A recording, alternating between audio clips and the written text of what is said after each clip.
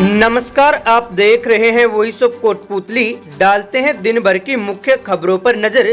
खबर कोटपुतली से, जहां मुस्लिम समाज द्वारा दिल्ली दरवाजा के बहादुर शाह गाजी मस्जिद में रोजा इफ्तार पार्टी का आयोजन किया गया।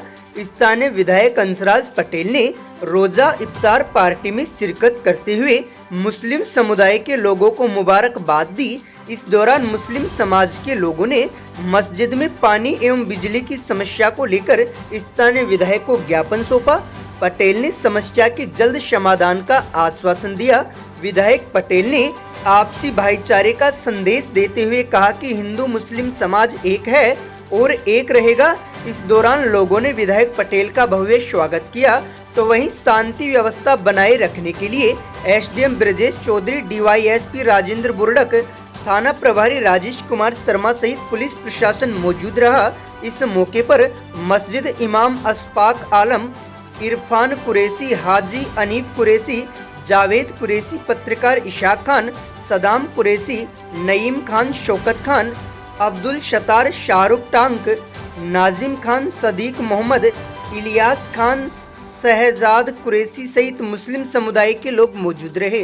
पार्टी है तो मेरे परिवार के सदस्य जैसे मुसलमान भाई से पहले हम इनके पड़ोस में रहते थे। इनका और हमारा बहुत पुराना भाईचारा है, तो इन्होंने बुलाया और मैं इनके पास आया हूँ। इन्होंने मेरा स्वागत किया, इसके लिए बहुत बहुत धन्यवाद। और जो भी इनकी मांगे हैं उनको मैं जल्दी पूरी कराऊंगा। मुस्लिम समाज ने कुछ मांगे की बताई ना, एक बिजली की बताई, एक पानी की, ये तीनों मांगे वाजिब है और इनको मैं जल्दी पूरी कराऊंगा। आप तो खुद भी मुस्लिम। हमारा और इनका तो बहुत पुराना भाईचारा है। मेरे जन्म से पहले मेरे दादा परदादा भी इनके साथ ही रहते थे और इनका और हमारा बहुत पुराना भाईचारा है। मेरे को याद किया और मैं यहाँ पर आया, और जो भी इनकी मांगी है बड़ी वाजिब है और मैं बहुत जल्दी पूरी कराऊंगा इनकी मांगी। कोटपुतली के राजकीय एलबीएस पीजी महाविद्यालय में शनिवार को देव नारायण एवं कालीबाई भील मेधावी छात्रा स्कूटी वितरण समारोह का आयोजन विधायक प्रतिनिधि राधा देवी पटेल के मुख्य आतिथ्य में किया गया। समारोह में सत्र 2023-24 के अंतर्गत 64 लाभान्वित छात्राओं को स्कूटी वितरित की गई। इस दौरान राधा पटेल ने कहा कि सरकार की यह योजना महिला शिक्षा को बढ़ावा देने में सहायक सिद्ध होगी। उन्होंने कहा कि एक बालिका शिक्षित होती है तो दो परिवारों में खुशहाली आती है। महिला शिक्षा आर्थिक स्वावलंबन के लिए आवश्यक है, जिससे महिलाएं आत्मनिर्भर होती हैं। उन्होंने छात्राओं के परिजनों से आह्वान किया कि बालिकाओं को अधिक से अधिक पढ़ने में सहयोग करना चाहिए। तो वहीं प्राचार्य डॉक्टर आर.के. सिंह ने कहा कि छात्राओं के लिए स्कूटी योजना महिला सशक्तिकरण के लिए मील का पत्थर साबित होगी। बानसूर में बाइक चोरी की घटनाएं थमने का नाम नहीं ले रही। शुक्रवार की शाम को कस्बे के दंगाल चौक पर एक और वारदात सामने आई है। बालावास के सरपंच अमर सिंह यादव की बाइक दो युवक चुरा ले गए। प्राप्त जानकारी के अनुसार घटना शाम करीब 5:20 की है। सरपंच ने अपनी बाइक दुकान के बाहर खड़ी की। इसी दौरान दो युवक आए और बाइक लेकर फरार हो गए। पास की दुकान में लगी सीसीटीवी कैमरे में पूरी घटना कैद हो गई। सरपंच अमर सिंह यादव ने बताया कि जब वे दुकान बंद कर घर जाने के लिए बाहर निकले तो बाइक गायब थी। आसपास तलाश करने पर भी कोई सुराग नहीं मिला। पास की दुकान की सीसीटीवी फुटेज में दो युवक बाइक ले जाते हुए दिखाई दिए। यादव ने यह भी बताया कि कुछ दिन पहले भी उनकी एक बाइक किसी जगह से चोरी हुई थी। घटना की सूचना बानसूर पुलिस को दी गई। पुलिस सीसीटीवी फुटेज के आधार पर चोरों की तलाश कर रही है। बानसूर के रोटी बैंक संचालक डॉक्टर आर.सी. यादव को 19 मार्च को जयपुर में आयोजित एक समारोह में राजस्थान श्री अवार्ड से सम्मानित किया जाएगा। डॉक्टर यादव को ये सम्मान सामाजिक क्षेत्र में उत्कृष्ट कार्य के लिए किया जाएगा। वे बानसूर में एम्बुलेंस मैन के नाम से प्रसिद्ध हैं। वे सड़क दुर्घटनाओं में घायल लोगों को निःशुल्क एम्बुलेंस सेवा प्रदान करते हैं। दुर्घटना की सूचना मिलने के महज 10 से 15 मिनट के भीतर ही वे घटना स्थल पर पहुंच जाते हैं। गोल्डन आवर में घायलों को अस्पताल पहुंचाकर उन्होंने हजारों लोगों की जान बचाई है। डॉक्टर यादव को हाल ही में राज्यपाल ने देवदूत अवार्ड से भी सम्मानित किया था। नारायणपुर के अजबपुरा में सीताराम जी मंदिर में संगीतमयी भागवत कथा ज्ञान यज्ञ का बड़ी धूमधाम से आयोजन किया जा रहा है। कथा के दौरान आज कथावाचक कमल किशोर त्रिवेणी धाम ने गिरिराज जी महाराज की कथा सुनाई, तो वहीं कलाकारों द्वारा मनमोहक झांकी प्रस्तुत की गई। इस दौरान शीशपाल सिंह बनवारी शास्त्री, पुष्पा कंवर, रामनाथ गुजर, गायत्री शर्मा सहित भारी संख्या में ग्रामीण मौजूद रहे। अध्यक्ष महोदय, धन्यवाद आपका। सीधा वो आ गया, मैं याद आ गया आपको दोबारा।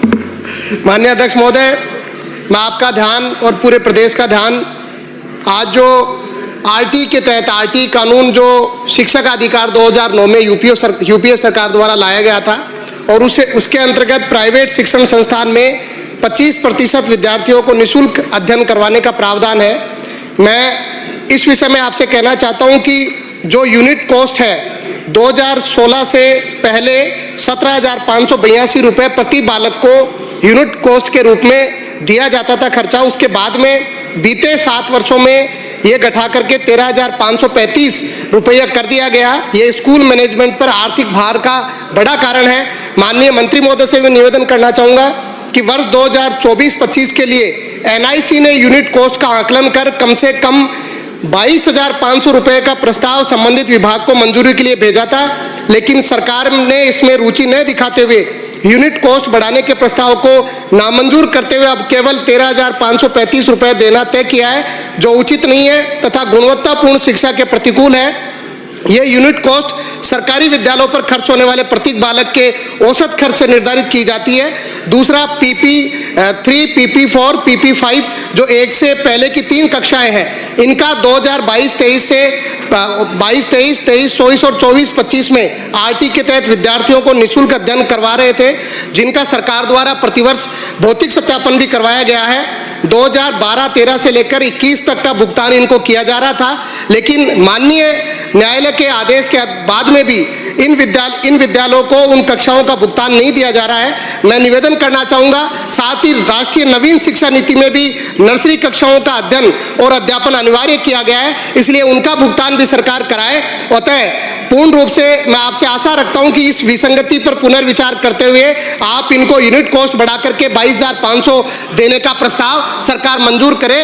राजस्थान में 50,000 ऐसे विद्यालय माननीय जिनमें गरीब विद्यार्थी, सामान्य परिवार का विद्यार्थी 25% की संख्या में, जिसकी संख्या 15 लाख होगी, वो पढ़ता है, उसको अच्छा अध्ययन मिल सके, गुणवत्तापूर्ण शिक्षा मिल सके। बहुत बहुत धन्यवाद।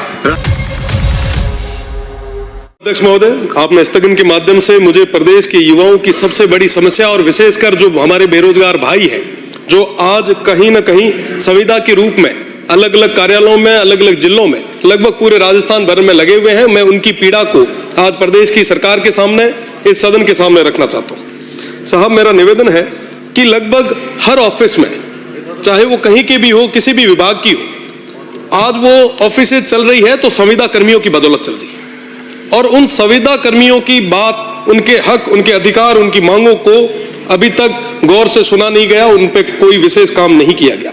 मेरा निवेदन है प्रदेश की सरकार से कि राजस्थान नॉलेज कॉर्पोरेशन का गठन किया जाए ताकि उन संविदा कर्मियों की बात को सुना जाए, उन पे निर्णय ले सके। साथ ही साथ मेरा निवेदन है कि जितने भी संविदा कर्मी हैं, उनको जो सैलरी मिल रही है वो आज न्यूनतम जो अनस्किल्ड जो लोग हैं उनसे भी कम सैलरी उन्हें मिल रही है। मेरा निवेदन कि प्रति वर्ष उनकी आय में वृद्धि कैसे कर सके, इसके ऊपर विचार किया जाना बहुत ज्यादा जरूरी है। साथ ही साथ मेरा निवेदन, क्योंकि संविदा कर्मी जो है वो फिट भी है, क्वालिफाइड भी है, और जो भी कंपटीशन एग्जाम जो वो संविदा कर्मी हमारे भाई दे रहे हैं, तो उसके अंदर उन्हें अतिरिक्त अंक, बोनस अंक दिया जाना चाहिए ताकि उनके ज्यादा से ज्यादा सिलेक्शन हो। मेरा साथ ही साथ निवेदन है कि जो सैलरी जो उनकी आ रही है उनको सीधे उनके बैंक अकाउंट में मिले। साथ ही साथ जो संविदा कर्मी है उनको नियमित करने की भी मांग मैं प्रदेश की सरकार से करना चाहूंगा। साथ ही साथ पीएचडी में जनता जल योजना के माध्यम से 6 से 7 हजार कार्मिक लगे हुए हैं, पंप चालक लगे हुए हैं, मैं उनकी बात भी करूंगा। साथ ही साथ अग्निशमन विभाग में फायरमैन और ड्राइवर की संविदा कर्मी है, मैं उनके लिए भी निवेदन करूंगा। साथ ही साथ यूटीबी जो हमारे राजस्थान नर्सिंग ऑफिसर है, उनके लिए भी मैं निवेदन करना चाहूंगा। साथ ही साथ कनिष्ठ शिक्षक, सहायक शिक्षक, पाठशाला सहायक, शिक्षा सहायक के रूप में जो 30-35 वर्षों से काम कर रहे हैं, उनकी भी बात मैं आपके माध्यम से रखना चाहूंगा। साथ ही साथ एनएचएम के माध्यम से जो हमारे सीएचओ है, उनकी भी रिक्वेस्ट मैं आपके माध्यम से करना चाहूंगा। साथ ही साथ पंचायत सहायक भर्ती के भी जो हमारे रिक्त पद है, उसमें समायोजित करने की बात रखूंगा। बहुत बहुत धन्यवाद। अगर अभी तक आपने चैनल को सब्सक्राइब नहीं किया है तो चैनल को लाइक, शेयर व सब्सक्राइब अवश्य करें। जिले की तमाम छोटी बड़ी खबरों को जानने के लिए बने रहे वॉइस ऑफ कोटपूतली के साथ। बालाजी फिनसर्व, जहां मिलती है आपको वाहन बीमा, स्वास्थ्य बीमा, म्यूचुअल फंड, जीवन बीमा, फाइनेंस, साधारण बीमे की सभी सुविधाएं। कार्यालय बानसूर महाविद्यालय के पास, बाईपास रोड बानसूर। मुख्य कार्यालय लालकोठी कोटपूतली। अधिक जानकारी के लिए संपर्क करें 8302367656।